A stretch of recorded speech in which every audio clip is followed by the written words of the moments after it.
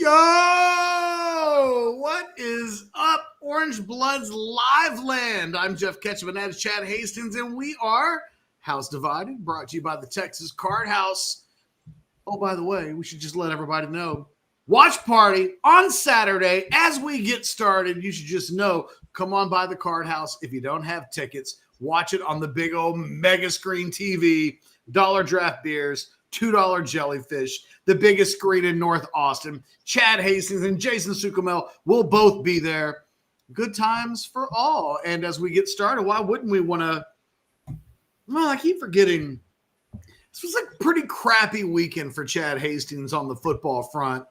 We'll get to that in a little bit. We should note Steve Sarkisian just finished up his Monday press conference. I thought there were some interesting little tidbits today, Chad.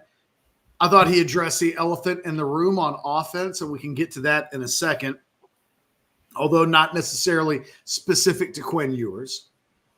He name-checked some guys, young players that really hadn't had their names mentioned much throughout the year. We had a Sydir Mitchell name drop. It was like, whoa, wait, what? Who? And then you do a couple of things where you're like, well, what does it mean that Sydir Mitchell had the best 2 weeks of practice that he's ever had as a Longhorn? Does that mean he's going to play? No? Or yes? Like, I don't know. And then you start asking questions about, well, who didn't he mention? For instance, I couldn't help but think, oh, it'd have been nice if he'd mentioned John Tate Cook's name today as having had – you know, some of the best practices that they've seen in his Texas career. So a lot of stuff to get into. Like, comment, subscribe to the page. Jump into the Specs chat. Give us your super chats. Give us your regular chats. We plan to have an eventful show. And, Chad, I still have the remnants of peanut butter crackers in my mouth. Sorry. Mm-hmm. The peanut butter before a show. It's just like back in the day when I watched Bill Schoening drink Diet Cokes all the way through a show and then wonder why he was belching. I'd get to the end and be like, you know what, Bill? Maybe not Diet Coke during. For you, maybe not peanut butter right before. Literally seconds before we go on the air. Yeah, it does tend to stick around a little bit. Yeah. I have a buy or sell question today that celebrates two women from one of the great 80s shows of all time. That's fantastic. And I'm curious to see where we go with an answer. So I'm looking forward to buy or sell. Got all my questions in. Okay. Let's go ahead and answer this quick chat from Text Guy because it was dealt with. Any word on Bond? Sark was asked about both Bond and Makuba, and it was a simple, they both practiced today and both look good, and they'll monitor them as the week, goes on. But both practicing today, that's great news coming out of a bye because Isaiah Bond being back in that offense can't hurt. I didn't take it as great news. I wouldn't say great news. I'm just saying You just said great news. Good news on a Monday. As good as you could expect on a Monday that they both practiced, look good. What I would have liked to have heard, and look, no offense to Andrew Makuba, all I really care about is Isaiah Bond. Yeah. And great if you're right. His absence is really hurting the offense. Where I think Texas is perfectly fine. If Andrew Makuba needs another week, Texas is going to be okay. It feels like they need Isaiah Bond back as soon as possible. And what I would have liked to have heard from Sark, he's never transparent on injuries. We just need to accept that it's likely that Quinn's been banged up and he's just never going to admit it. I know there are players who are banged up. I had literally somebody this weekend connected to a player, Michael Kern. Somebody connected to Michael Kern messaging me and letting me know how significant the injury to his ankle is. And it's like, or his foot. And, he's not on the practice report. So it is what it is.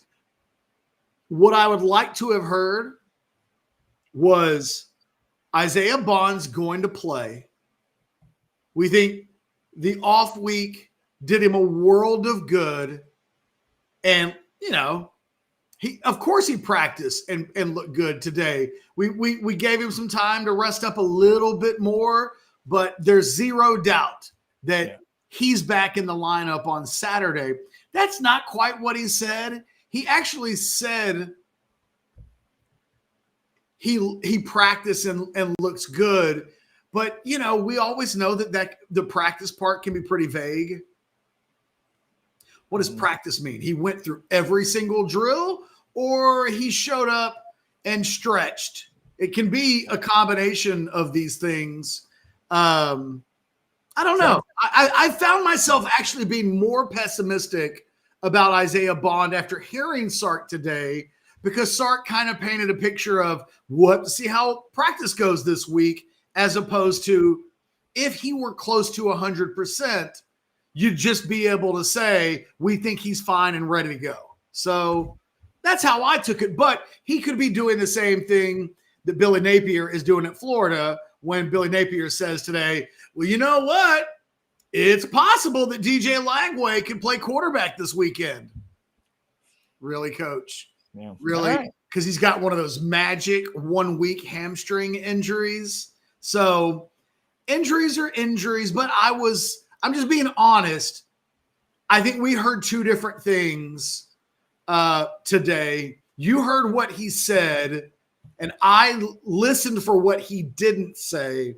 And it's a little early to know exactly what it means, but I think my anxiety about it, as someone who covers Texas football, is that this team really needs Isaiah Bond, and a healthy Isaiah Bond would go a long way towards this offense getting its dare I say, mojo back, because Anwar Richardson, I thought, asked the best and most important question of the entire press conference today. He said, hey, if you could make any one thing better the rest of the way, of all of the things that you would like to see get better, what's the thing that you would like to see get better that would let you know that, hey, the rest of the year, the second half of the schedule is going to go well?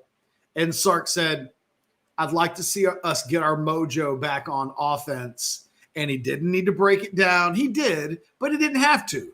We know what he means. And it was, I thought, the most honest and kind of insightful answer of the day, mainly because Sark said the quiet part out loud. We thought we had a great offense. We haven't been great in the last few weeks. We want to get great again. And if we do that, hey, we're going to win a lot of games. Plethora agrees with you. It was a great question by Anwar. And the answer was, I did not know Sark was going to make me think of Austin Powers today, but it was a great answer. And it's an easy way to say it. It will lead us into the discussion we're going to have about Quinn today. But Catch, as you alluded to earlier, it's not just about Quinn. It's not about Quinn's mojo. It's about the whole offense. And I'm glad Sark phrased it that way. You've said it multiple times in the off week. It's also about Sark's mojo. It's about all of it together. Like, him as a play caller has been weird. Quinn as a quarterback's been weird. Running back's been weird. Receiver's been weird. All of it. Like, maybe aside from Helm, although Helm has had like penalty stuff, and like the offensive line's been weird. They just need to clear the deck, cleanse the palate, whatever analogy you want to use. And this is a perfect game, Catch. And looking at these numbers early, the 81st total defense is coming to town, not to mention Florida's quarterback issues. Texas should. The line's 21.5 when I looked at it today. This is a game Texas should be able to control, and this offense should click in this game. Yeah. Look, with all due respect to the idea that DJ Lagway might get rolled out in a wheelchair this weekend, can you imagine? Look, this guy is this close to losing his job. Can you imagine? DJ Lagway got carted off the field on Saturday with he didn't hurt his hamstring in a way where somebody clutches it, and as soon as you see the hand go back there, oh God, that's a month minimum. Anytime you see the hand go back behind the hamstring, even if they hop off, limp off, walk off, you know what that is. DJ Lagway got carted off the field because of a hamstring injury. And today the Florida head coach showed up and said, there's still a good chance he might play this weekend. Can you imagine him playing and then the optics of re-aggravating an injury that caused him to get carted off the field. It would not be good. You understand why he's saying it, because Florida's effed, man. This with DJ Lagway, this weekend's game had a chance to be a pretty good game. If Texas didn't show up and handle their business, Florida can be a dangerous opponent. They do not lack talent, but they're rolling into town with a redshirt freshman transfer from Yale playing quarterback. This would be even worse than if Texas was having to play Trey Owens, the true freshman, because that guy's like a badass prospect. Whereas I think this guy is just a depth piece that don't break glass unless there's an emergency. And unfortunately for Florida, that's exactly what's happened. This feels like Texas should win this game handedly. The 21-point spread suggests that they should. And Oscar, we'll get to that super chat here in just a second. It changed the scope of what Saturday will be. And what it needs to be now is about Texas playing to a level. Florida will give them a good test. That defense will give them some problems. They'll match up physically and give them a fight. But this should be one of those, this should be like John Jones in his prime. It's not about whether the other guy's actually going to beat him in the octagon. It's about how interested is John Jones, and do we get a John Jones dominant performance, or does John play with his food a little bit and let it go 5 rounds because he can, because there's never any real threat or danger. And I think there will be a little bit of that with Florida this weekend. I don't know that they'll score more than 10 points. If they do, 13, 14, we know that Texas will score some points. So it's not about victory. It's about style of victory, but not even style points. It's about when this game is over with, does Texas feel like it got its mojo back on offense?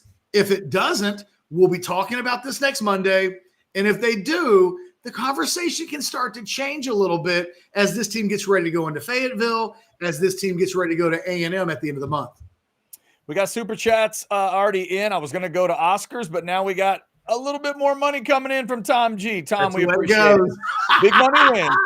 $10 super chat. Texas needs Bond and the OL penalties to stop to get their mojo back. By the way, did you notice that Sark was wearing his wedding ring again? Somebody in the our OB chat did catch that little fact as well. Yeah, wedding ring was back on today. Thank you, Tom G. Apparently, I was talking to somebody else about this recently. Somebody, I don't think it was one of the OB guys. It was somebody that kind of follows the team, but Sark and L'Oreal. Let me just say right now, it just didn't happen, right? They're just no papers filed and we're rolling. No comment. Okay. No comment. I don't know what to say. I don't know how to say it. It's complicated on a million levels. Yeah. Isaiah Bond needs to be back, and the O-line penalties need to stop. And somebody had mentioned, I think it was S. Rohn, had said that the offensive line issues are a bigger problem than Bond being out. And I totally disagree. The problem, the O-line's not playing poorly. It's not. You can go look at Alex Dunlap's gradings on Orange Bloods. The problem is on the few plays that guys are having that are negative plays, they're leading to negative consequences, as opposed to, hey, a guy had 4 bad reps, but nothing really happened. His guy got the best of him, but it didn't result in a negative play. It didn't result in the play getting blown up. Like, these things happen. Cam Williams is a perfect example of this. He's making major mistakes that the naked eye is catching, and he's got to be better. The penalties have to stop. Can't give up sacks.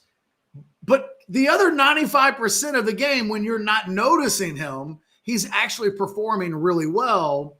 They just got to tighten it up a little bit. I think the offensive line, not the penalties, but the overall play has been a little overstated with regards to how much it needs to clean itself up. The penalties have to get better, because if they're out there committing 5 holding penalties or, the kind of penalties that really cause the offense to set itself back from a down and distance standpoint. That I think needs to get better. I think Isaiah Bond coming back is incredibly significant. I think the offensive line is actually still playing mostly really well. It needs to be better, but I don't think it's the crisis that some Texas fans would have you believe. I think there's such a desire to protect Quinn. We've now turned this thing, now that we've had the bye week, we've come out of the bye week, and I've noticed a lot of Texas fans are saying this. It's not Quinn. It's the offensive line. It's everybody else as much as it's Quinn. And it's like, right, everybody needs to be better. But we can't ignore that the quarterback has not been playing well. That in his last 12 quarters, eight of the last 12 have been played at the worst quarterback in the country level. That's not my subjective opinion. In 8 of his last 12 quarters, he's had quarterback ratings of less than 100. In the college quarterback efficiency rating, not the NFL number where 100 is really, really good. 90, really, really good. In college football, really, really bad. So we've got to do this thing where we can talk about Quinn Ewers and it not sound like we're hammering the guy, where it doesn't make it sound like he's the only problem or the only thing that needs to be corrected or get better. But there's got to be a common ground. There's got to be a middle ground between it's all Quinn and, Quinn's okay. It's everybody else more so than anything else. No, I don't know how to divide the percentages up, but Quinn gets a healthy percentage. Sark gets a healthy percentage. And then I think everybody after that gets smaller percentages. But we've got to be able to have the conversation and not go, oh God, not this, not Quinn again. You guys are just pounding Quinn. Guys, he's the fucking starting quarterback for a top 5 team. What are we talking about? Sorry, sometimes things have to be said in a very specific, certain kind of way. And this is one of those. He's the starting quarterback. We can't do this thing where because it's uncomfortable, we don't talk about the quarterback. So just know this, after we take some super chats, we're going to talk more about the quarterback. Tom, thank you for that super chat. Oscar sends us a $4.99. Oscar, let me see if I can get you here. $4.99 from Oscar. Texas just needs a great offensive game for the mojo, and then this team will be absolutely shagadelic. Yeah, baby. Is that close? Okay, that's like a B-. Not bad. But I enjoyed it, though, Chad. I got to give a little effort. I've never been good at the Austin Powers voice. That's not your best. It wasn't bad. Oscar, but you're so good at some others that one left me a little wanting. I took a shot. I'm not surprised the way my weekend went. Speaking of, James $1.99 for super chat. Chad, you were the only Aggie I felt bad for Saturday. James, I appreciate it. It is hard to hate people face to face. I appreciate you saying something like that. It was a tough Saturday night. Thank you, James. We're going to get into that in a little bit. You and I have not talked about Saturday night yet. We left it organic for the show. Nah, we're good.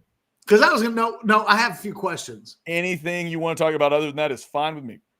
I have to say there's one Aggie that I felt worse for on Saturday night than you. Oh, I'm sure there is, and I know exactly what number he wears. The Le'Veon Moss thing was just – and I'm actually incredibly optimistic and, glad that Elko comes out of the game saying that maybe it's not as bad as it looked, and that, it doesn't sound like a knee got exploded or blown up, or, it doesn't sound like 9 months. I don't know what it is. I don't know exactly what it means. Maybe it's a knee. I don't know. But on Saturday night, I felt like I was watching Le'Veon Moss's life pass in front of his very eyes, that a guy that's already being talked about as an NFL prospect in next year's draft, a guy that was having for that guy to get, and it was such a brutal looking injury Nothing but like get better, Le'Veon Moss. I want to see him play against Texas. I like seeing great players play. So, anyway, I felt for him, Chad, worse than I did for you. Glad to hear maybe he's doing better than it looked like upon initial viewing. Yeah, when my dad and I walked out of the Missouri game at Kyle Field, we saw what I think might have been his dad wearing a 8 jersey. And I say to that person, not knowing it was his dad, I just said, "Hey, 8, great game today," because Le'Veon was great that day. And that person turns to us and says, "Yeah, now we just got to stay healthy." And it's all I could think about on Saturday night. Just my heart broke because he had been so good. And he is the difference for me, Catch, in possibly like the way I would pick the game on November 30th. He's that important to that offense. And it's like, for those old folks that remember, it's Cyrus Gray in the 2011 game important as far as I'm concerned about that game and how I think that game could end. So it's a big deal. We'll see. He's their best player. I mean, they need to have their best player. And Catch, this is an opportunity where maybe that pillow game helps that part of it too. This is bye week plus the pillow. Then it's Auburn. Do you actually extend it that far and think maybe you go beat Auburn without him and then try to get him back for Texas? We'll see. But you don't need him until the Texas game. And the good news for A&M is they should handle Auburn. I mean, we'll see. But the Amari Daniels came in and actually looked pretty good. The thing is, when the injury occurred, A&M was starting to make its comeback. But as soon as that happened, mentally, I thought, and I use this metaphor all the time, but it's the one that I think of. It's like watching one of these guys in a cop movie or a horror movie when they get shot in the chest. And they may be laying on the ground and go on without me. It'll be okay. And it's like, no, it won't be. You're going to die. And just because you haven't stopped breathing yet doesn't take the magnitude of what it means to have like your body riddled with bullets, right? So what I looked at in that A&M game, as soon as that happened, I thought, well, over 60 minutes, they're not overcoming that. And I don't know that that's the reason why A&M ultimately lost that game. There was a lot more to what happened Saturday night in Columbia. But, yeah, the moment that Moss went down, I went from thinking A&M might still win this game to I know that how this is going to end. They need him, and not having him had a dramatic impact on that game. As Catch mentioned earlier, we're going to get to some Quinn Ewers stuff coming up here. A couple other super chats we will hit. Money B throwing in some percentages, $10, 50% Sark, 35% Quinn, 15% O-line. Hopefully we get good Sark back with the wedding ring on. Sark needs to run more power runs and spread the defense out. It is not just, I think it was Anwar that noticed that in our chat, but I don't think it's just the people in the room, Catch, that are noticing that ring's back on the finger. I am not Chad. I know you think that normally when I say I'm not going to talk about something, 5 minutes later, I change my mind and I start talking about it because I can't contain myself. I got you. This is one where I'm standing.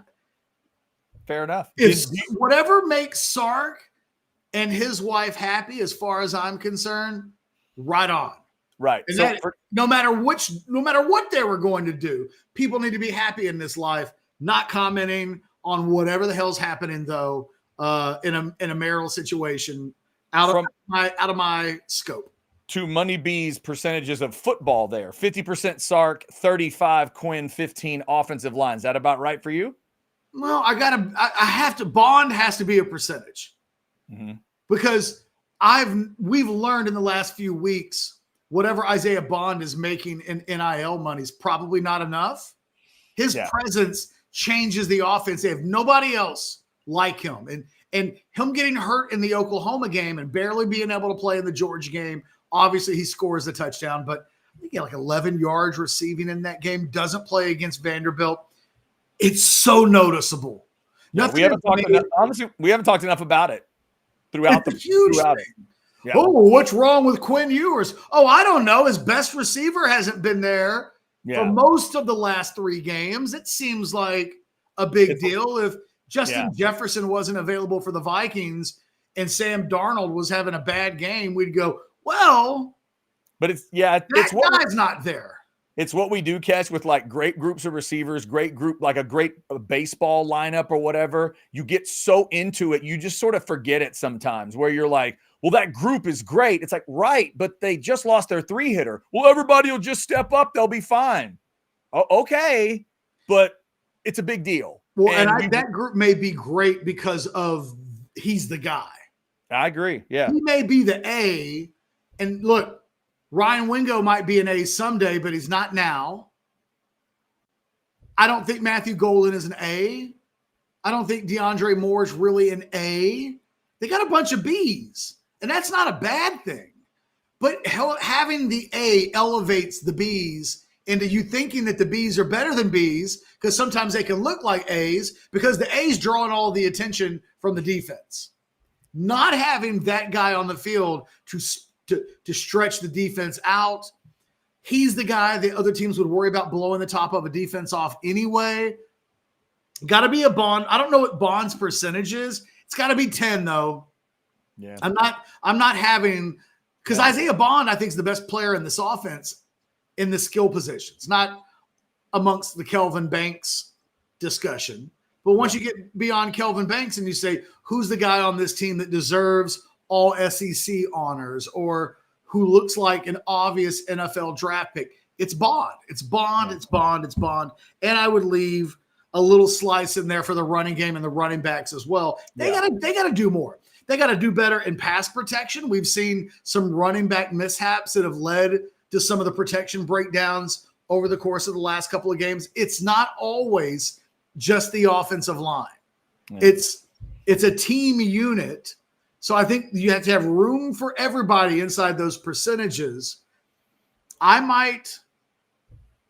don't know how honestly, I don't know how to quantify it, but we know that Sark is a big part of it. We know that Quinn is a big part of it, but I had to at least have the other things in there. So I don't know, maybe their percentages, maybe Sark's, maybe it's more 35-35 and Bond is 10 and the running backs are 5 and everything else we leave the same.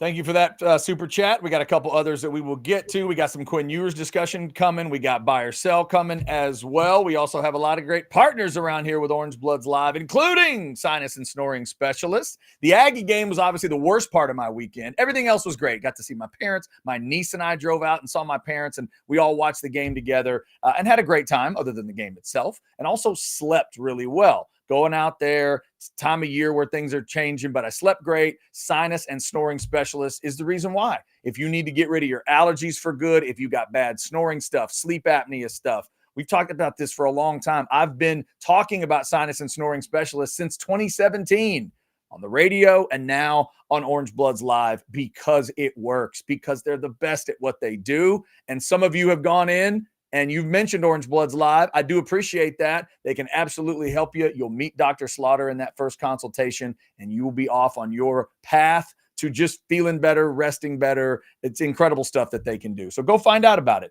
Check them out. It's 601-0303 for the phone number. If you want to go online, it's sinussnoringent.com. Sinus and snoring specialists. Feel clear, rested, and healthy. Longhorns trying to get healthy, as we were talking about Bond and Makuba, as they get ready for Florida. Remember, 11 a.m. kick. Sark in the presser today said, get there early, Texas fans. It can always be kind of a lazy game when you have one of those 11 o'clocks. He's hoping for the opposite there. Let's clean these up, and we'll talk some Ewers here. Catch. Barb's 10 throws $5 our way, says, felt for you too, Chad. My Aggie in-laws in our text chat, 3 amigos and a bandito were in full meltdown mode in the second quarter, said they deserve that L. That feels a little more sinister in a way. I mean, yeah, I don't know if they meant deserved like some evil was in play, but yeah, they deserved the loss, of course. And then Esrone says $5, buy or sell. If Quinn doesn't get hurt, Texas is undefeated. That's an interesting way to look at it. I would actually say yes. I actually will buy that. Yeah, I mean, I guess that's a buy because the assumption obviously would be that whatever lack of mojo we're seeing would never have happened. The momentum coming out of that Michigan game would have just kept rolling and kept rolling. You don't have to worry about the uncomfortability of the offense and then the arch thing and back to Quinn and that had and plus you're I guess also assuming Carson Beck still looks like that in Austin. Yeah. Like Catch, he didn't roll in here with that Georgia team and just light the place up. They were beatable that night. Another part of it that has to frustrate a Texas fan. So yeah, probably Esron. By the way, Carson Beck that wasn't a one-off. Right. I mean, he's reversed to the mean. You and I had this conversation quite a bit when we would talk about Georgia in the offseason. I can remember being at SEC Media Days. Mm-hmm. And I have always been on I just don't buy that Carson Beck is in the same stratosphere as some of the quarterbacks that he was being discussed with. And look, Quinn's not playing great, but I've never thought that Beck is on the level of Quinn as a talent, let alone just being one of the best quarterbacks in the country, an obvious first-round pick. I think as great as he was a season ago, he's reversed back to the mean a little bit, and it looks a little bit more like this than it does 40 touchdowns and no interceptions. I mean, it just, and it makes Georgia so beatable in a playoff format. That's the other thing, Chad. Look, when we get to the playoffs, other than a couple of stragglers, Boise State or whoever ends up being the non-power conference team, I don't know what to make of Indiana. Onward mentioned SMU. I don't know what to do with them either. But outside of just a couple of these possibilities, I think anybody who makes the playoffs has a chance to win the national championship. This is a perfect year for there to be 12 instead of 4, because by the time we get to December, it's very possible that I'll like 5, 6, 7, and 8 every bit as much as I like 1, 2, 3, and 4. It's going to be a blast to watch. And there are a lot of teams. There are a group of teams, just like every damn year that it should have been going on since the beginning of time. Yeah, but sometimes it feels like you can play as many games as you want to, and it's going to come down to these two teams. Yeah. That is not the case this year. I think there are zero guarantees for any team. Matchups will matter. Oh, yeah. A lot of things will matter, but I don't feel like Georgia is definitely going to play in the national championship game or even definitely make it to a national semifinal. I think when we get to December and the playoff, the seedings, who gets who will be really fascinating. But I think A&M would be dangerous in a playoff, like just because they got destroyed by South Carolina in the second half on Saturday. I didn't come out of that game thinking to myself, they're incapable of being a team that could scare some people in the playoffs. So I think everybody needs to make sure they don't overreact to a result here and there when teams lose games, because I think more than any other year, it's going to come down to who's in the best form in December.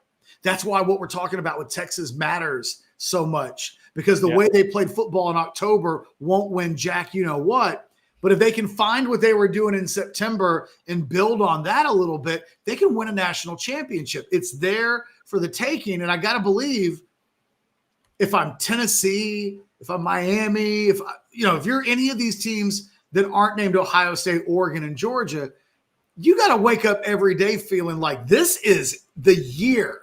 We may never get a better shot than when the Ohio States and the Georgias and even the Texas to a certain extent aren't absolute guarantees in any given matchup. Though every team can be had if they're not on their A game. And I thought Georgia once again revealed their vulnerability on Saturday against a Florida team that was getting by with smoke and mirrors at the quarterback position. That was still a fourth quarter game. I can't wait till December, because I have no idea what's going to happen. And in most years, last year's a perfect example. last year's Michigan in a 12-team playoff, it still would have felt like, well, somebody's just going to have to beat Michigan. And I just don't feel like that's the case in 2024 at all. By the way, a lot of people obviously will be focused on the election tomorrow, but remember, it is the first CFP, and really for me, Catch, one of the first of these Tuesday shows I actually care about, because it's all just been show up until now. But not only are we going to get the rankings, I think they're actually going to show us what they would do with the bracket each week. Like, I don't think we're going to have to guess on that. I think they're actually going to lay it out for us and go, by the way, did everybody notice the AP put Boise at 12 this week? Mwah! Well done, AP. Well done. I see what you did there. I see what you did. So we'll just have to, we'll see them lay it all out. Boise, the Notre Dame factor, who gets left out, and then how they structure, the team. So that'll be fun. That'll be actually fun to watch that Tuesday show, where normally I watch it and I just roll my eyes, because normally it's been highly meaningless until now. It actually means something. I mean, I'm excited about that part. All right, Kat, you want to get into this Quinn Ewers stuff? Yes. Okay, so before we get into the stats themselves, you want to set this up in any way? It was a bye week. So I was just I went into the weekend wondering, is there anything about Quinn that hasn't been written about yet that can give us some insight into where this offense is? And I remembered the conversation that you and I had. And oh, by the way, I didn't have it in me to do the research on Sark and his career versus offense and defensive coaches. Good. Well done. You know what? Nice job. I'm proud of you. I was waking up in the middle, because I do this. I'll wake up in between Saturday and Sunday. I'll go to sleep, and then I'll start waking up, around 3 or 4 in the morning, and my mind starts thinking about what I'm going to write about. Mm-hmm. And I was like, oh God, I was waking up like, oh my God, that's going to suck. I really don't want to do it. And then in the end, I just didn't do it. Yeah, don't do it. But I thought about the conversation that we had last week where Sark was saying that teams can't throw deep because safeties are bailing at the snap and basically telling Texas, you're not throwing over the top of us. Right. To clarify, not teams can't throw deep. Texas can't throw deep. Yes. Yeah. And what I pointed out to you was that what happens is when those safeties drop back, a big old wide piece of the field becomes available. And if you're Texas, it's not the go routes that you need to hit that opens up the offense. It's the ability to hit those throws over the linebackers, but in front of the safeties in that intermediate to deep intermediate part of the field. And they're the throws that Texas hasn't been making. They're the throws that I've always thought Quinn Ewers is exceptional at, and yet we haven't seen him just let it rip a lot in this area since coming back from the injury. So I wondered what the numbers would look like. Chad, put up the first full screen graphic because it's really important to set the context. So you want to start with last year, correct? I want to start with last year in 2023. All right, let's go 2023 first. And the thing that you need to notice, so the top is 20 plus yards. That second tier is between 10 and 20 yards. The third tier is between 0 and 10. And then everything below the blue line is below the line of scrimmage. The throws that we're talking about are on that second tier. And you can see a year ago, look how good he was. Throwing to the left outside the numbers, almost a perfect NFL quarterback rating. Yeah, that's silly. Even throwing to the right, which is not the side of that is often his most comfortable, even though he's a right-handed quarterback. He's still, from an NFL quarterback rating, that's really good. 112.5. And you look in the middle of the field. 69 times last season, he threw the ball between the numbers, between 10 and 20 yards, and he was exceptional, Chad. Mm-hmm. This is what I'm talking about. This area, that second row of numbers, That's where Texas needs Ewers to be great. And it's what he did. Look, it's what when he was better than very good last year, on the occasions when Quinn looked legitimately great, those are the areas, those more than any other. Now, go to this year's numbers. It falls off the map. Yep. Wah, wah. You look at that same second row. He was nearly perfect to the left a year ago outside the numbers. Still not bad. 103.6 NFL quarterback rating that's really good in the NFL. But you can see he's only thrown that ball 7 times this year. So once a game, he's throwing the ball into that area, which he was nearly perfect at a year ago. You look at the right side of the field, he's got a 47.5 NFL quarterback rating. He's only completed 3 of 10 passes for 49 yards. It's ugly, but nothing's more ugly than that number in the middle of the field, because that real quick, Chad, put the old number back. Put the 2023 numbers back. Look at that. 49 of 69, a 126.6 NFL quarterback rating. Now go back to this year. It's almost cut in half. Yeah, and in terms of look at touchdowns, 4 touchdowns to 1 interception, and so far no touchdowns, 2 picks. Well, and I think one of the real interesting things here is the completion percentage is strong. There's nothing wrong. 11 of 17 in that part of the field, and that's 65%. Considering how far down the field it is, you're not upset about the completion percentage there. But what sticks out are those 2 interceptions. Mm-hmm. Those are not tipped passes. Those are not, accidental. You can't really. Those are balls he's throwing into traffic that got intercepted.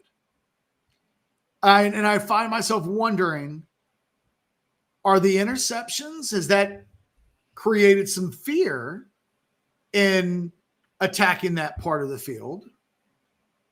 Or is that just an unfortunate byproduct of a set of throws that he's not making? The bottom line is Texas cannot win a national championship, cannot win the SEC championship unless that second row of numbers gets much, much better. It's not that top row of numbers.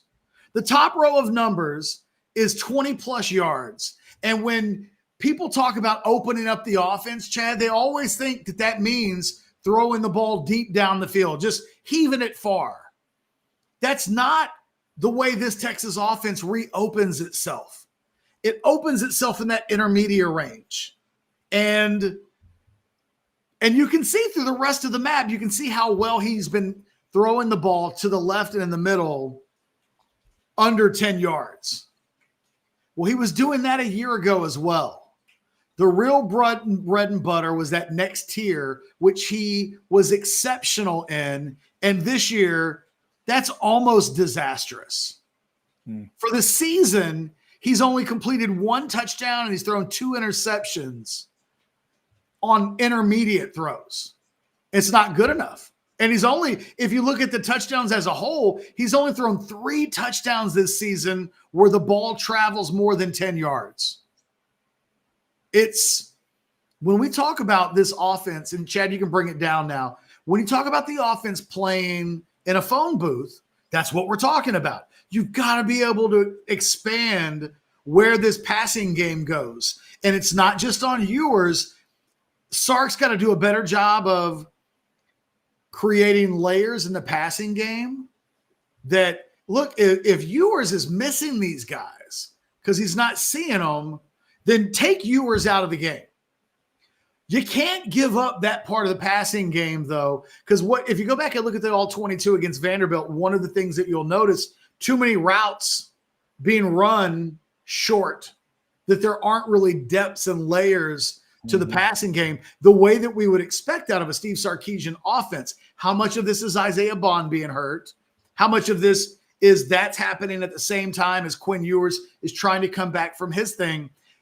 Whatever the answers are, that's what has to change in the passing game. And it's not beating up on Quinn, because I think that's his strength as a player. It's the most confusing thing about his performance this year, Chad. I know he can't throw the ball that well down the field 20-plus yards. I've talked about it. This is going on 3 years we've talked about he's not a deep ball guy. He's never been a deep ball guy. I've been talking about it since he was a sophomore in high school. But that intermediate area, that's where he's a freaking boss when he's right. He's not right now. And the story for me on Saturday, can he start being closer to the guy that can reach his upside as a player? Because if he does, those are areas that he'll start to thrive in, and the offense will take off. No doubt about it.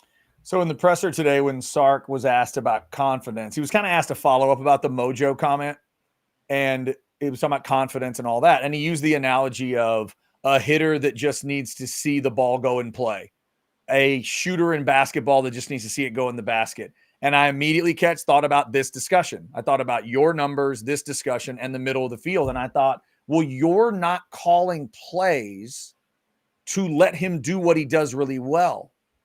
You're not. You've got handcuffs on him, and you're saying, well, we're going to go with the little swing passes to running backs, and that's going to get him going. Well, maybe, but not until you get to this discussion, not until you get to the mid-range. Until you let him start carving up in the mid-range, it's not going to work. And that leads me to Bond, who's really great in the mid-range. Isaiah Bond is. Both quarterbacks have found some good success with number 7 in the middle of the field. But I can't let Sark use that as an excuse. Well, Chad Bond hadn't been in there. So what? Isaiah Bond's the only guy you got that can run a 12-yard route? Seriously. You're insulting everybody in that room if you're going to tell me, sorry, man, only guy I trust at 12 yards for Quinn to throw to is Bond. Anybody else runs that 12-yard route, Quinn freaks out, receiver freaks out, and offensive line is terrible. All right. Like we've seen the running backs used on these little skinny posts. You know, we saw Blue score the touchdown against Georgia off that play. We saw Wisner drop a ball in that game off essentially the same play, where it's not really a downfield throw, but it's certainly beyond the line of scrimmage. It's throwing the hammer down 10 more yards to the tight end. It's that ball that we saw him throw against Jatavian Sanders against Oklahoma in the 2022 game, where you can watch it 100 times and you're like, whoa, that's how you throw a football.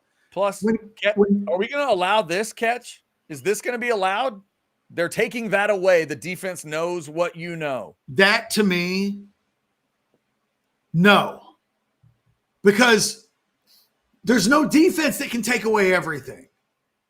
I will not buy that the 97th rated pass defense efficiency team in America, that's Vanderbilt. I will not buy, well, they just schemed Texas in a way. They took away the entire field. Well, what'd they do? Well, they took away the deep stuff. Okay. So their safeties are going way back to take away the deep pass. That's what Sark is telling us. They only have 11 players on the field. 4 of them are at the line of scrimmage. They then have to take their other 5 guys and distribute them at various spots on the field. You can't take away the entire field. In fact, if teams are taking away the deep stuff, the area of the field that's open is that deep intermediate area over the linebackers in front of the safeties. I will not buy, well, teams just figured out how to have guys everywhere. I won't. It's excuse making. If that existed, the NFL would be like, sweet. There's a magic defense that will keep quarterbacks from only being able to throw the ball short. What's that magic defense called? It doesn't exist. It's the thing that you say when your offense is struggling, but you don't want to really blame it on your players. So what do? You go way far to the other side. It was a magic scheme, Chad. Vanderbilt played with 17 players on the field. What are you going to do? Yeah, it's just that, that's the kind of stuff that, and fans, I think, are smart enough nowadays to hear that and understand what is being done. Like, catch back in the day when Mac Brown or a Greg Davis or somebody would do they showed us something completely different than what we saw on film. And fans would hear that and go, right, but there was 60 minutes of game time, right? Yeah. And then they allow y'all to talk to each other, right? Yeah. And then there's halftime, right? Yeah. So you're going to get to the end of the game. Highly paid. Yeah. The best in the profession. And y'all get what you do. And y'all get paid a ton. So you're going to get to the end of the game and go, sorry, they did something totally different on film. Okay. Well, then crumple up the original plan and get to coaching. My thing on this, Quinn has not looked comfortable making those throws. Those are the throws that require him to put the hammer down. He's got to be at his best. Everything's got to be right physically, because a lot of those throws, those can't be made by mere mortals. Mm-hmm. What the hell is the point of having a first-round draft pick at quarterback if you can't make those throws? I remember, did you watch last night's game, the Sunday night game between the Colts and the Vikings? It was terrible. You don't have to say yes. I watched a little bit of it, yes. There was a throw in the fourth quarter, game's close, and they started talking about Joe Flacco. And they were like, well, this is the time of the game. These are the throws that have to be made that will decide whether or not Joe Flacco should be the starting quarterback of the Colts or not. And in the end, the answer is no. But in the exact moment that they were saying that on NBC, Collinsworth and Tirico, he threw a ball in this exact area of the field on an absolute rope. And it's like, that's why Joe Flacco's still playing in the NFL. Yeah. That throw. It's not throwing the ball 50 yards down the field. It's, can you throw the hammer down in the areas of the field that defenses dare you to throw? In the past, Quinn Ewers has excelled there. He's not this year at all. Well, we know he can, but we know he hasn't. Why? And I am with Anwar on this. I think there's a physical issue there that they've not been honest about that has limited Ewers. And it's one of the reasons why you hope that this bye week was really good for Quinn. You hope that the 2 weeks in between games allows him to maybe get a little bit closer to 100%. Because they've got to hit those throws. This team will not be able to dink and dunk its way to where it wants to go. It needs Quinn Ewers to be exceptional where he's fully capable of being exceptional. And we need to get beyond the excuses. Because teams weren't doing anything. Texas was still playing this two safety high look a year ago.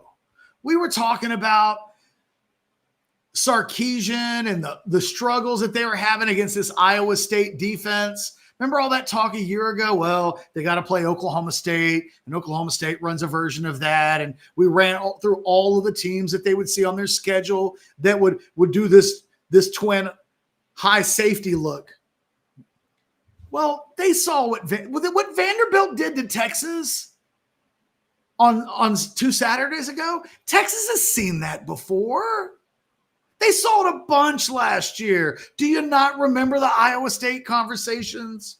Do you not remember? 3-3-5. Sark's offenses won't work against these defenses. They never have. Except a year ago, Ewers punished teams that did that in this exact area. That he's almost hapless in those areas this season. Means and we don't know why, then we're not asking the right questions. And to me, it goes back, when did these things start to become a real issue? Coming out of the injury, there are no accidents in life. I still think it's got to be a physical issue. because these are throws that Quinn Ewers can make with his eyes closed in his sleep while smoking a joint and drinking like an 8-ball of wild turkey. Like the most messed up version of Quinn Ewers. Sticks that throw all day long, and it's not happening this season. And, I fear that we'll get into March and Sarkisian will just matter-of-factly slip out. Well, Quinn was hurt more than we let on last year. Wait, what? Now? Yeah, I kept thinking about that today, Catch. He said he was fresh, looked healthy in terms of the off week and all that sort of stuff. And I thought, this is the man that threw it to Xavier Worthy a lot with a broken hand and then told us about it months later. So who knows? So, look, I'm going to be at the game on Saturday in the stands. By the way, I got hooked up on tickets. Did you get your tickets? It looks like I have. This whole Alex Dunlap thing where you just either go on Orange Bloods or you go on Orange Bloods Live and you say that you need something, and is anybody out there? I got 4 on like near the 50. Nice. In section 5. There you go. I don't think he's charging me anything for the tickets. Very nice. That doesn't surprise me a bit. Catch, these people love you. The idea no, that they don't, but a couple do. They do. All you have to do is ask the question. Somebody that loves you is going to step up and give you that opportunity. You're taking your family to a game for the first time ever that all of you have gone to a game together. Is that right? That is any game. It's any game of any kind? Correct. We've never been to a sporting event together. It's a special time. They all know that. And I'm not surprised that they reached out and helped you. Because part of it is I just haven't pushed sports on my kids. Right. I want them to do what they want to do. And if they're into the things that I'm into, then I want that to happen organically. I'm going to force them this weekend. Yeah, just let them see it. Let them see You're the gonna show, love man. Football, by God, I'm going to take you to more of these. Catch, they got drones that are up in the sky shooting sparks down. Like, even if they don't love the football, there's a show that I think they're going to remember. Well, so this weekend, I won't be doing the postgame show with you. By the way, let's remind everybody that the postgame show will be at the Texas Card House Social 183 Anderson Mill. Mm-hmm. Come on out. I can't – look, the specials are so good. They're just not changing them. It doesn't get better than $1 draft beers and $2 jellyfish. And those are pints, right, Chad? That's correct. It's a pint. And that $1 draft does include things like Stella and Love Street. I know I had both of those at $1. A $1 Stella pint is stupid, Catch. That's a silly price. It's good. It's like prices of beers. The only thing better than that is back in the 80s and 90s when it was like 50-cent pitcher night. Other than the way back in the day stories, it doesn't get better than that. So, yeah, come on out. Join Jason and Chad for the watch party. I think I'm going to come by afterwards, Chad. Nice. I think cool. I'm in a non-working capacity. I might come by with the family. Just say hi. You're going to end up at a table, aren't you? Well, yeah. Yeah. No, not a poker. I can't go play poker with my kids. I don't know. You in that place, especially if Texas wins the game and looks good and you got to watch it as a fan, like you might be into it. Well, anyway, I'm looking forward to this weekend. And yes, I think I haven't checked my most recent message, but this guy was offering, and he's a really good poster on Orange Bloods. It seems he hasn't said anything about a price other than he needs to send them to my phone. And yeah, I'm incredibly lucky at times. Not everybody likes me, but a few people do. And it seems like that may pay off this weekend. That is a good deal. We've hit 1 o'clock, which means we're about to get a little buy or sell going on. We have a couple super chats that we are going to hit. Before we do that, let's let you hear from Lisa, and you'll see the rabbit at the end as well. If you got a watch party this weekend, maybe at your place, and you need to get stocked up, check out Specs. Specs same-day delivery can save the day with our Specs app or online shopping. From world-class wines to hard-to-find spirits and craft beers to gourmet foods, delicious snacks, and spectacular sweets. It's Specs. Cheers to savings. Or maybe you had a whole bunch of stuff to drink when the Cowboys and the Falcons kicked off, and all of a sudden, when it was over, you just realized you drank everything in the house. I can relate, and you might want to get to Specs for that. How about a $2 super chat from Horn? Did you get a one-and-done Moss prize pick? I did. I did, thanks to Jeff Ketchum. Thank you, Mr. Ketchum. How awful is it that was one of the first things that – because he gets the 11.5 on the play, he gets hurt. It crossed my mind until contact. Yeah. As he started going down the sideline, I thought, okay, a little offensive momentum, wake up a little bit. And, oh, wait a minute, isn't that the prize pick? Oh, hell. Like it all just fell apart in my mind, and I didn't even think to check it until this morning. I totally forgot about it after that. I waited about 10 minutes because, I once inadvertently made a Mississippi tweet while a guy was hurt, and I didn't know the guy was hurt. I just made a snarky Ole Miss tweet, and everybody thought I was trying to be insensitive towards Laquan Treadwell, weirdly enough, and it was like, is that really my thing? So, as he got hurt, I just was wondering if a guy gets hurt, because if he gets hurt, everything else gets washed out. So you don't get punished on prize picks because of an in-game injury if it happens in the first half and he doesn't come back. But, you could justifiably say that all lines should be stricken if you're going to do that. But he literally hit the 11.5 receiving yards on the very first. He might have had 100 yards receiving in that game, Chad. I swear I'm always right on A&M games, and I have been missing wildly on Texas games this year. Yeah, that one it was like you were right about that game plus. Like your prediction was South Carolina by 10, and through kind of an effective part of that game, you could make that argument. It was 30-20 or whatever. I thought at 30-20, I thought if this stays like this. Right. And then the Moss injury just compounded it. So sometimes in games, you can't talk about the game without talking about an injury. And sometimes in a game, there's plenty of football reasons why it happens. And A&M got both of those things in one game. I don't know that anybody in the SEC was beating South Carolina on Saturday night. Oh, I don't know about that. But I don't know that Georgia and Texas beat that version of South Carolina.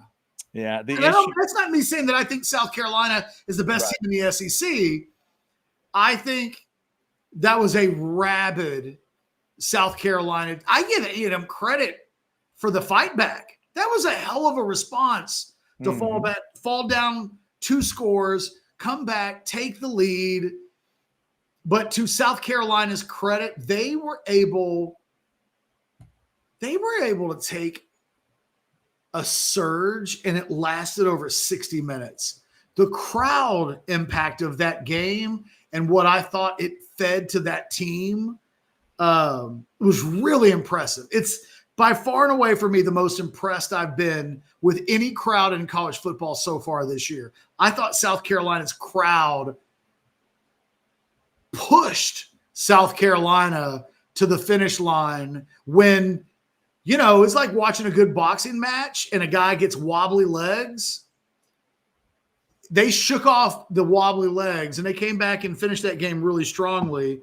I didn't really think anything negative of A&M. The game kind of went like I thought it would. I did not think A&M was going to beat South Carolina for most of the reasons that unfolded in that game. I think if you're a Texas fan and you watch that game and thought, oh, this is proof that A&M won't be any problem when we play them at the end of the month. Careful. Because I would argue if you were a Texas fan watching that game on Saturday, what South Carolina had from a crowd standpoint, that's what A&M is going to have. So I sit here on a Monday and tell you I thought that crowd helped propel them to victory. They really were the 12th man on Saturday for South Carolina. A&M will have that, and then some when Texas comes to town. It'll be exactly that kind of ferocious environment that Texas has to go into. And I thought the moment swallowed A&M up a little bit. And that happens. Like that's why we say things like before the Georgia game, come on, Texas fans, show up, be a 12th man, because when it's really hot, when it's really firing, when the crowd's really at a peak like that, good things typically happen to the home team more often than not. I saw it with my own soccer team this weekend, Chad. Liverpool's losing at home this week against Brighton. They were awful in the first half.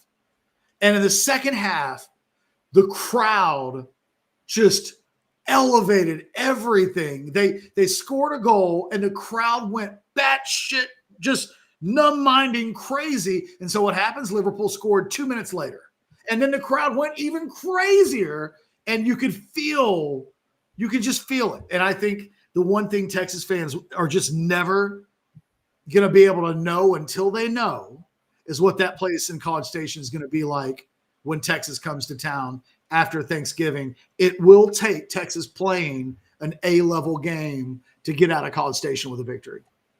3 super chats waiting on us here. Let's start with Adam. Adam, thank you for getting a beer. 1 beer on me. Hey, with those specials, that's a lot of beers. I think you meant for me at DKR.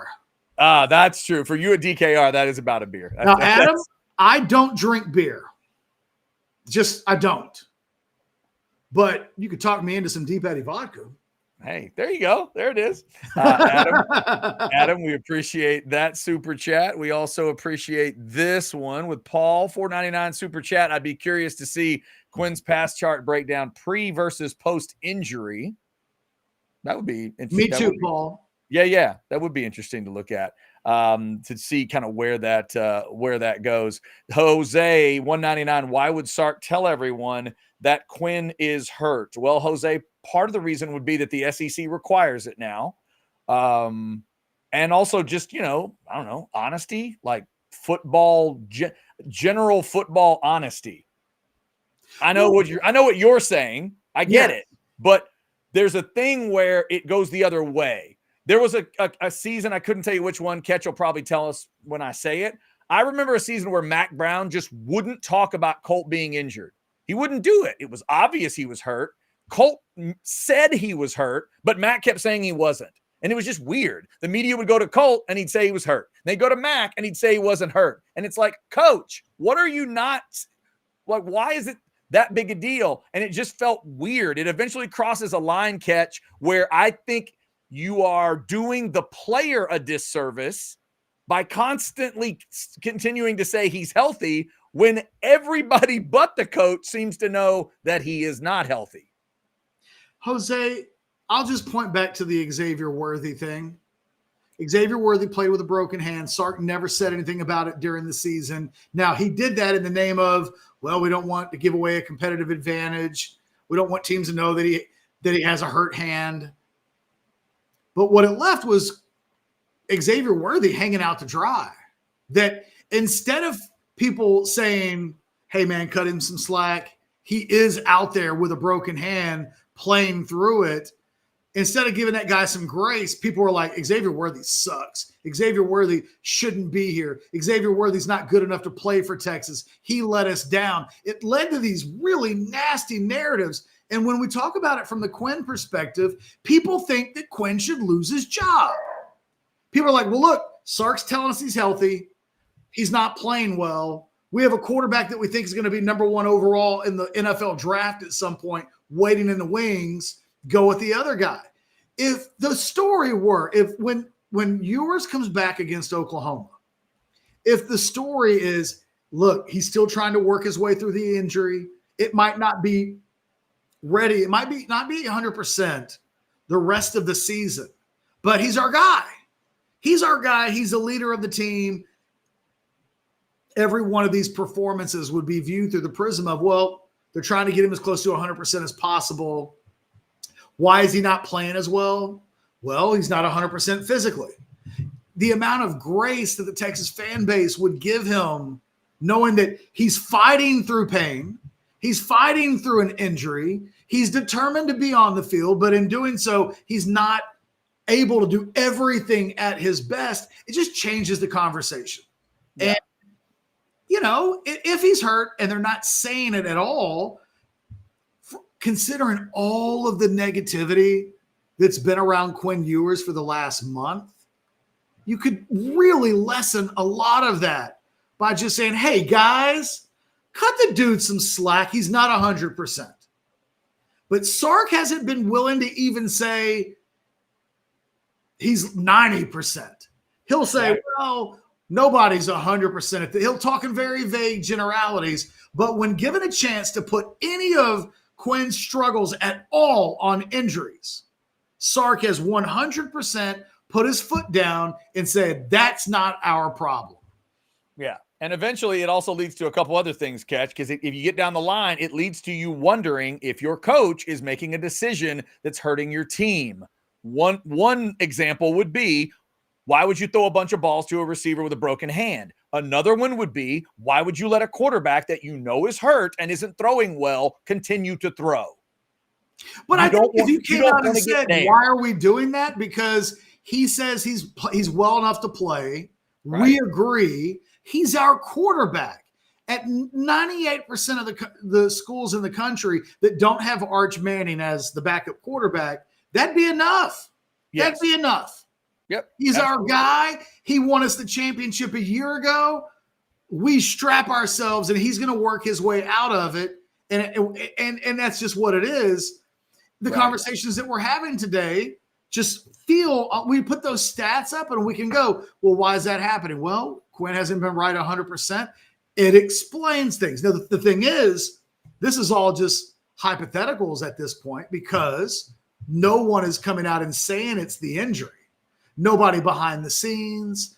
Sark's not. It's one of the only things that makes sense, but we only have circumstantial evidence to point to that. Officially, Quinn's 100 or Quinn's healthy as he can be, and it hasn't impacted his ability to make those throws officially. Unofficially, I think we all have doubts. Right, and that's the issue, Catch. To your stat today that we're talking about, there's nothing more important than this part. Sark knows he doesn't have to. And by the way, let's grab this last super chat real quick that's here. So Oscar $4.99. Sark doesn't gotta tell us nothing, Chad. I get what you're saying, but not his job unless it breaks a rule. Oscar, you're absolutely right. He does not have to tell us. Here's what he has to do, though. If in his heart he is not going to those throws we're talking about today, the mid-range stuff, because he doesn't believe that Quinn in his current state can throw those passes, that's a problem. And I don't know if that's true, but Sark does. And if I could get Sark to tell me the absolute truth and be like, hey, Sark, be honest with me. Are you not throwing those 12 to 15 yard routes because you don't like the way he's throwing them right now? And his answer would be, yeah, that's kind of it. Then I would say, haven't you answered your own question? Haven't you figured out the problem then? That would be an issue. That's where I'm going, Oscar, with this whole discussion. Because when it starts to look like you're not calling the plays that work for your quarterback, I'm going to ask why. And the answer can't just be, defense is awesome sometimes, Chad. Okay. All right. That just can't be the answer every time. Thank you for the $4.99, Oscar. If y'all want to throw a super chat at us, we will get to them. We got buy or sell coming up as well. Real quick, it is, always noonish, so lunch-ish time when we do the show. Let's get a little Hayes City Store discussion going, because it's always a good idea to talk Hayes City Store. If you haven't been out there, get on out there. You've heard us talk about it. Maybe you did take my advice and go out there for the off week. Hope you had a great time. Go out there. Tell Travis, Tamara, the crew we said hello. It's all so good. The chicken fried steak's amazing. If you need just kind of a good anchor spot to go to. If you're in the mood for a great burger, they've got them. Pizza, they've got the wood-fired pizza out there. They've got a lot of great beers on tap. Catch was mentioning vodka earlier. They've got great vodka drinks. They've got awesome margaritas. How about a frozen margarita flight? You can do that. Just so many cool things out at Hayes City Store. It's that beautiful atmosphere, those beautiful shade trees, the ice house there. They got a couple screens with the games on as well, so you can go check them out. Hayes City Store. You see it there. Fresh ingredients, quality taste. Just one of my favorite places in the world to go eat. Go on out there, and you will find out why at Hayes City Store. All right, Mr. Ketchum, earlier you said you have a hotter than you're very proud of. Would you like to get into some buy or sell here? Yeah, let's do it. All right, you want me to go first so you can finish off with yours? Yeah, I'll let you go first today. Fair enough. All right, let's start with the Longhorns. Buy or sell number one, Catch. You think Texas gets to College Station at 10-1? Oh, buy. Yeah, for sure. I think that game, and it's not lost on me that the game between Ole Miss and Arkansas started at 1:00 on Saturday, and that Ole Miss rolls Arkansas. It can only get so rabid first thing in the morning, barring special circumstances, and maybe Texas coming to town is exactly that. I do think Arkansas will come in foaming at the mouth, having sat for 2 weeks on that pummeling, but they've got quarterback issues too. Boy, Texas just 1 week after another, these quarterbacks that they're playing give Texas a real advantage. So yeah, Texas 10-1 going into College Station. The injury reports for these next 4 teams for Texas could be really big. Texas obviously got to handle their business, but all 4 of them are going through stuff. From what Florida's dealing with, Arkansas, Kentucky. Anybody catch what Kentucky had injury-wise coming out of that game? Oh, my God. And then, obviously, the Le'Veon Moss that we talked about for A&M. Something to keep an eye on if you're a Texas fan. Catch, buy or sell, number 2. You think LSU and Georgia will win out, and Texas may be just out of Atlanta, even if they're 11-1? So I think Alabama's going to beat LSU. Longhorn fans, it's really the only tiebreaker that I'm finding that could mess with you. LSU, Georgia, and Texas, assuming that a strength of schedule with one of those other teams could get you, and then you'd end up with a head-to-head loss to Georgia. That's about the only thing I can see right now if Texas wins out that might keep them out of Atlanta. All right, Catch, buy or sell number 3. Let's go to the close. In the last 2 weeks, we've seen A&M, Baylor, and Tennessee wear black uniforms. You hated all 3.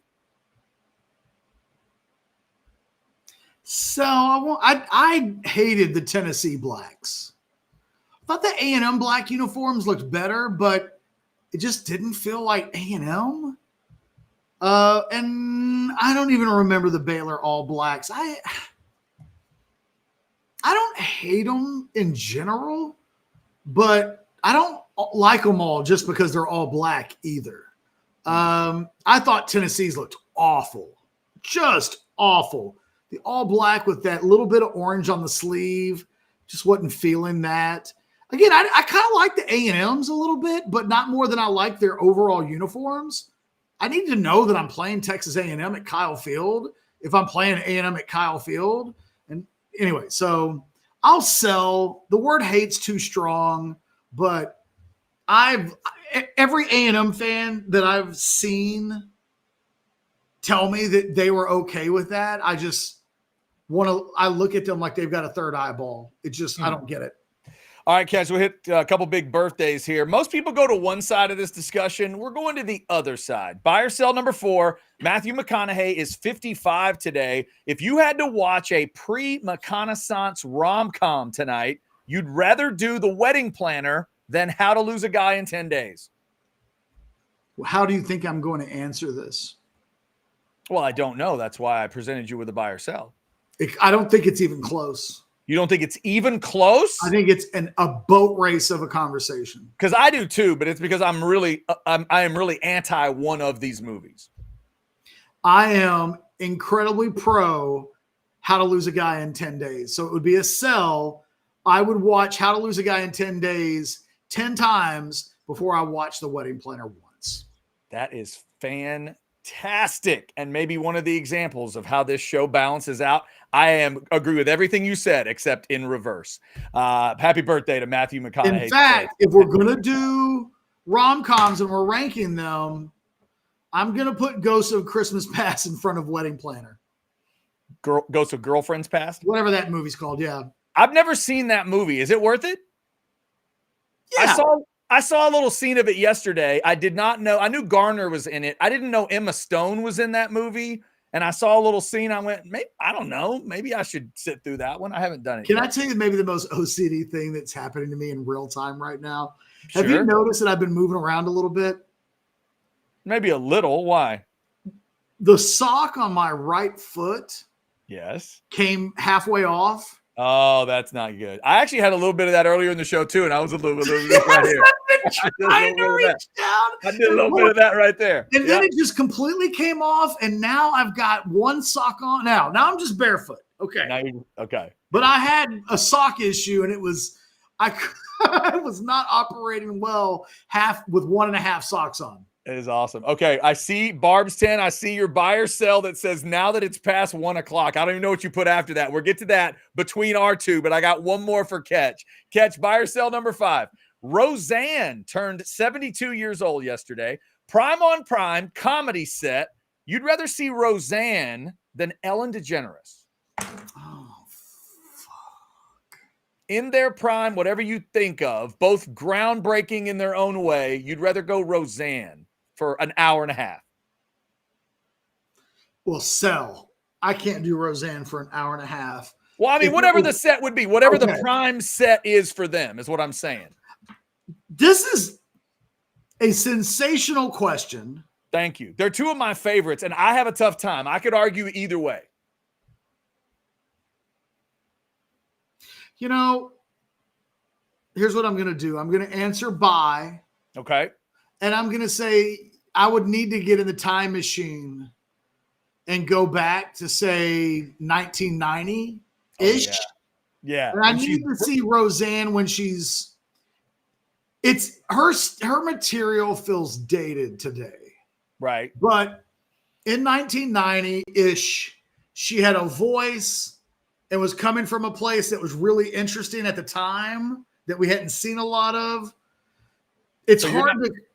Yeah, you're not going right as she broke. A little after that, once she had the power. Yeah.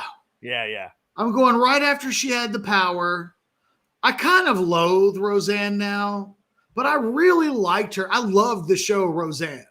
I just loved it. So, you know, I can't in 2024 make my brain forget everything that it knows. But if I could go back, yes, the answer is buy. I would take Roseanne, but I need it under unique circumstances. For the record, there is a sick part of me right now that wishes I could go see an hour and a half set of Roseanne where nobody's allowed to have a phone in the room and no one's allowed to speak. I think that would be highly bizarre. Not my kind of people. Like at the end of the day, it'd be so weird. 30 years ago, 40 years ago, it would have felt like she was kind of my kind of people. Right. And today it's like, I don't know that I want to hang out with her for 5 seconds. It might be a little different. Real quick Catch before you get into buy or sell. Barb's $10 super chat. Since it's past 1, buy or sell Catch. Stephenville naming their stadium after Art Briles is dumb fuggery or short-sighted. Baylor will name their field after Ken Starr next. Just kidding. # they all knew. Honestly, man, Barbs, I hate for that $10 to like serve as a platform for me to get on my soapbox. But man, if you ever want to know the way people feel about women, this is it, man. This is it. Stephenville, that entire area, cares so little about the safety and protection of women that story at Baylor doesn't even register. They think he can do no wrong. They think he was railroaded. They don't give two shits about the real life impact of what happened in that situation and what laws might have been broke and the ethos that were compromised in the name of winning games. And look, Briles had a reputation at Stephenville as being a guy that had a bit of a sketchy high school program, but won a lot. I mean, he's filth. He's filth, and he's supported by a lot of people. And, you know, it's kind of one of the reasons why I hate the world in general for situations exactly like that, because an entire community said high school football matters more than everything. Barb's 10, thank you for that super chat. And also, Barb's 10, thank you on behalf of my wife that instructed me today that I needed to get Jeff Ketchum to talk about Art Briles. And it just kind of happened there with your super chat. Thank you so much. All right, Ketch, your buy or sell time. Maybe you're hotter than can turn the mood back. Here we go. It will involve women that we've had in hotter thans before. Okay. But a different combination. Fair enough. Buy or sell number 1, we see more of September Quinn this weekend than we see October Quinn. Oh, man, I'm going to buy. I'm going to believe that it is a turning point kind of weekend. Hopefully Bond is back. Maybe that helps unlock some stuff, but just the matchup, stuff should be there. Hopefully we see and just the confidence of Quinn too. So I think that's why somebody asked that follow-up about confidence. You can say mojo all you want. Quinn does not look like he's fully believing in what's happening out there. I hope we see that belief on Saturday. I'll say we do. I'll say bye. Buy or sell number 2, the Le'Veon Moss injury was worse than the actual loss to South Carolina on Saturday. That's probably a buy. The Aggies still have a chance to get to 9 wins before they get to the Texas game, but it is an injury big enough that if he doesn't play against Texas, it would impact the way I pick the game. I could see myself picking an A&M close win because it's in College Station if he plays. But if 8 doesn't play, then I'd lean probably more towards a Texas close win, even though it's in College Station. So, yes, it was more impactful. I mean, you heard all last week when you said South Carolina by 10, you didn't hear me flip out, scream, yell, holler, and, oh, you're out of your mind. Even though I picked A&M to win a close one, I didn't think your logic was silly. I could absolutely see it happening, and then it did. So the injury was bigger than that for me, absolutely. By the way, pat myself on the back. It wasn't just that I picked the South Carolina win, but I had that whole LSU South Carolina you did twin set of games. I had the right read on that. Yeah, you did. I was just hoping there was enough substance in that team that they could turn around and go get it done. Elko had the perfect read on it. He knew how tough the game was. He said it to them right after LSU, and they just weren't ready. And I won't let anybody tell me it was all about Le'Veon Moss. They got whipped in a lot of key areas of that game, and it was disappointing. This isn't a buy or sell question, although it should have been. Buy or sell 2B. Mike Elko has one of the great fuck me looks on his face of any human being on earth. It's probably a buy because his resting face kind of has there's a little bit of a haze to his stare. That just happened look that's on his face all the time. Yeah, I like it in a way. Like as a fan of the team, I like it because he always feels pretty even keel. He doesn't feel like he gets too crazy or too down. And when they caught him on the sideline, when they hit the long field goal, and you can see him saying the words, he fucking drilled it. It always looks like he has a set of running thoughts in his head. Right. I think there's always don't know what's going on, but his face is just kind of like. Yeah, he is one of those guys that no matter what's going on, you end up saying, "Coach, tell your face." Like, are you excited right now? Tell your face. It's quizzical. He's great at being quizzical. He is. Yeah, it's always that. Buy or sell number 3. Screw the Dallas Cowboys. Buy. That's a decent way to say it. There's 1,000 ways to say it. I got home yesterday after coming back, from Cisco where we were watching the Cowboys, where we were watching the Aggies. I didn't plan my day around the Cowboys. Never checked the score once, until I got here. And I say to my wife, "So how my Cowboys doing?" She's like, "What? You haven't checked?" I'm like, "No, I haven't checked." And I think it was 21-13 at that moment, which was closer than I thought.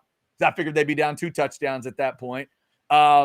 And yeah, I mean, I'm looking forward to Jerry maybe signing. I was going to give you like a buy or sell that they were going to sign Des Bryant coming up before the trade deadline because that would be smart. So yeah, absolutely, it's been that way a long time, but that's a good way to say it. I'll buy.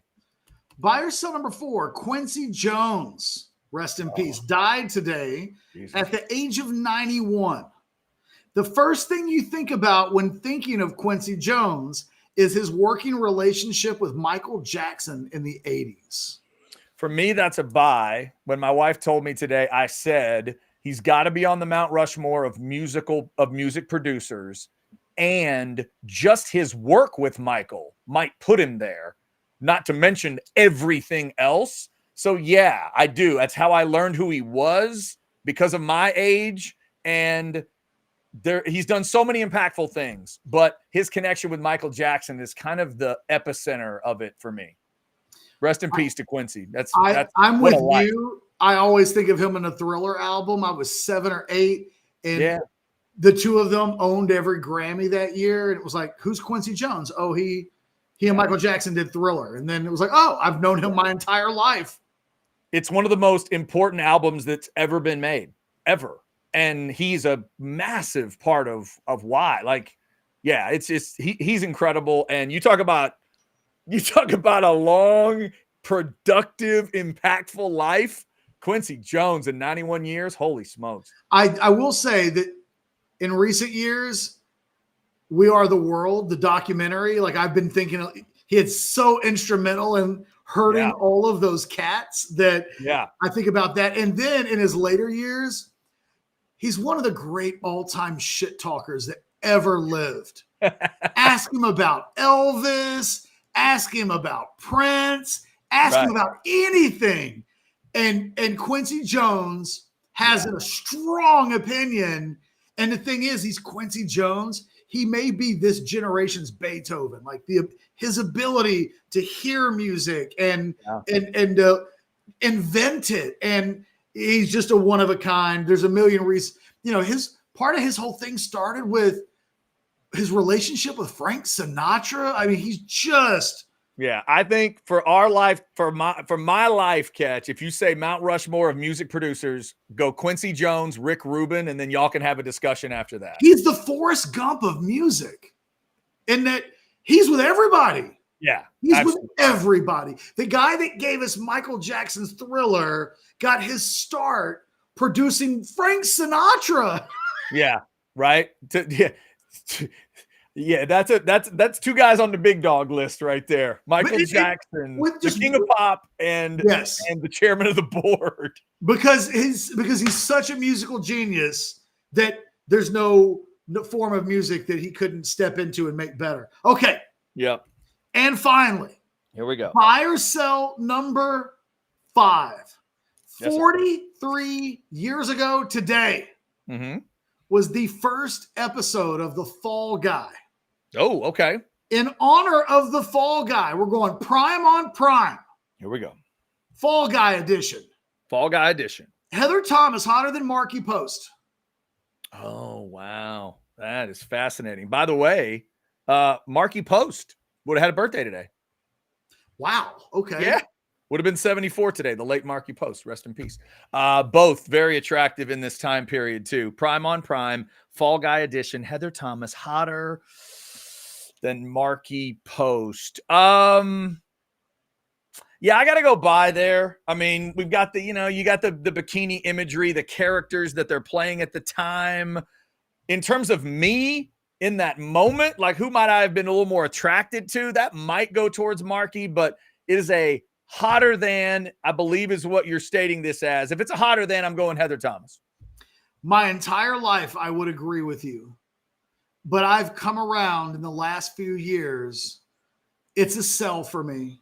I think at the time of the show, Heather Thomas was hotter than Marky Post. Yeah, that's where I went. I went right. You said Fall Guy edition, so I had to go just there. If you'd given it all. No, I said Prime on Prime. Right, Prime on Prime, the Fall Guy edition. Well, yeah, because they both were in the Fall Guy. That's what I'm saying. So I have to do them both in the Fall Guy. No, I'm telling you that wasn't the intent of my question. And I'm personally answering it with, look, if you type in Marky Post in Google with the word sexy, her best bikini photos. Now, wait a second. Are you telling me I could do Marky Post from outside of the Fall Guy time period? Yes. Okay, well, then it's a sell, and I'm going Marky Post because I'm a huge Marky Post guy. I'm a huge Night Court fan, and I always thought she was sexier than people gave her credit for on that show.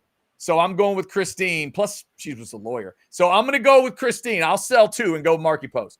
Marky Post, an absolute smoke show. She gets, and I love Heather Thomas. The idea of Marky Thomas walking through the swinging doors in the blue bikini has basically lived in my memory for 4 decades. But I'm putting some respect on Marky Post's name. Let's do it. What an amazingly, stunningly sexy woman. That's good stuff. Little Marky Post love. And you didn't even realize it would have been her birthday today. Happy birthday to the. I asked the question because 43 years ago today, we get our first. I never spent much time in school, but I've taught ladies plenty. Like, that's the first time we ever heard that song 43 years ago. And I think I saw the first. I love the Fall Guy.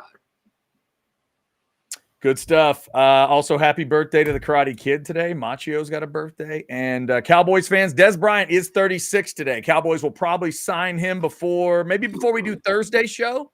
Catch, what do you think? The Cowboys have just signed Paul Palmer to come in and play running back. Yeah. By the way, Catch, have you ever, and I don't mean this as an attack on Dak. I love Dak Prescott because he's my quarterback. I got to. Love Dak. Do you really love Dak? Oh, yeah. As a person, absolutely. Especially considering the trap he's in. Like, if you really if you liked someone that was at the bottom of like a 30-foot hole that had been dug in the ground, it's not necessarily their fault they're in it. It ain't Dak's fault all that's going on. But where I was going was, have you ever seen an NFL quarterback get caught on the sideline doing the "we fucking suck"? You ever seen an NFL starter get caught with that one? That was pretty unique to me. It's the most truthful thing anybody in the NFL has ever said. It really is. It really is. They are so not good. And I have no clue why anyone would have thought it would be different than this. And I mean, if you aren't watching this team from the perspective of they can't run and they can't stop the run, there's nothing else that's important besides those two things. I've gotten to the point. I don't know if I like any of them. It's That's a tough how hard it is to be a Cowboys fan right now. I do not like Dak. Okay, and there's no. I just find myself so disillusioned, and I'm not down with any of them. They all make me sick, and it's not a personal thing. This is just the state of the franchise. I've never owned so much clarity about any one thing than the amount of clarity I have about my favorite NFL pro team. Right. I just am never going to know happiness. As long as I live, I could live to be 200 years old. I know what is in store for me as a Cowboys fan. Yeah. And, like there are days when there are days when I really like players in the Cowboys, CeeDee Lamb, Michael Parsons, certainly. But then when we get removed from it, every time I hear their names, it just takes the steam out of me. Yeah. Catch, let's go right to the top, to the sort of the reason this all happens. When Jerry Jones, after a game like that, talks about we're going to do everything we can, right? All that stuff. Like, that's crap and I know that's crap. Have you ever figured out why a member of that throng of media that follows him around like dogs and does way too many interviews with him, why have one of those people somewhere during right after he says one of those things, why has nobody ever said, Jerry, you've never done one thing in your career that would make us think that that's true? Why would you say it? Like, nobody ever says that to Jerry. Like, Jerry, you say the same thing every time, but you've never done it once. You've never done anything that felt like you're taking a chance. You've never done anything that felt like Super Bowl or bust, but you keep saying it over and over and over again. Why do you even say it if you know that's what you're not going to do? I don't get it. Access. Because they're access. They don't want to be blocked out. Right. That has to be it, right? Because they know the next time he does one of his interviews, you wouldn't be allowed to be there. Like, I guess. It's as simple as that, man. Access. Yeah. No, you're probably right. You're probably right. All right. Anything else for you, Catch? I got one more bill to pay before we get out of here. Unless you got something. Pay the bill. I'm depressed now. So I know. Pay the bill. I know. Let's do it. You know what? Cowboys fans, do not think of what I'm about to say as pertaining to the Cowboys, because they should only be on a screen that's about 4 by 5. If that. Like, your phone is too big to show the Dallas Cowboys. So think of a team that's better than that, and then think of AV consultations. If you don't have the setup you've always wanted, get it. What about for Christmas?